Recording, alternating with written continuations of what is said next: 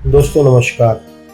आज से कई साल पहले ओशो ने स्टेटमेंट दे दी कि जिस तरह से और ग्रहों में जीवन नहीं है और हमें अगर उस ग्रह पे जाना पड़े तो हम पूरी तरह से उसका प्रशिक्षण लेते हैं। इस तरीके से करोड़ों रुपए खर्च करके हम अपने वहाँ रहने का, सांस लेने का, उठने बैठने का, खाने पीने का कई सालों तक ट्रेनिंग लेकर के और कई पढ़ाई करने के बाद हम उस ग्रह में रहने लायक बनते हैं। मुझे नहीं पता था कि सुनीता विलियम्स करके जो लड़की है वो आज अंतरिक्ष में फंसी हुई है।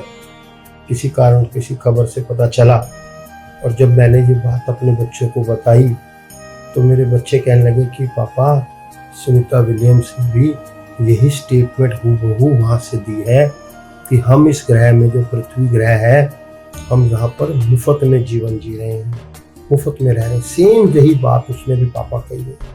तो कितनी बड़ी बात है, ओशो की बात कितनी सच्ची है कि अगर हमें कहीं जा कर के ऐसे ट्रेनिंग ले करके करोड़ों रुपए खर्च करके सांस लेना पड़े, पानी पीना पड़े, अपनी ज़िंदगी को जीना पड़े तो करोड़ों अरबों रुपए तो खर्च हो और उसके बाद फिर हमें इतना टेक्निकली क्वालिफाइड होना पड़े तब जा कर के हम किसी ग्रह में रह सकते हैं।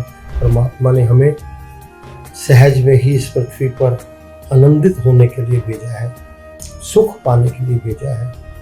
सब जीवों से ऊपर जो मनुष्य का तन दे करके इसकी एक मौज लेने के लिए हमें इस परमात्मा ने भेजा है और हम फिर भी उसका शुक्राना नहीं करते, हम फिर भी उसका थैंक्स नहीं करते। किसी ने कहा कि कोई चमत्कार हो तो ही हम शुक्राना करेंगे, तो ही हम माने कि परमात्मा है।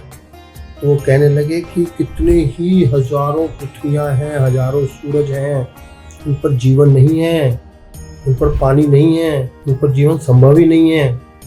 और फिर पृथ्वी के ऊपर हजारों लाखों योनियाँ हैं, उनके अंदर फिर आपका मनुष्य जन्म होना और इस तरीके से आपका सुख हो पाना और जो सांस का आना और सांस का जाना और इसी सांस के जरिए उस परम तत्व की उसकी अनुभूति का होना, ये बहुत बड़े सौभाग्य की निशानी है।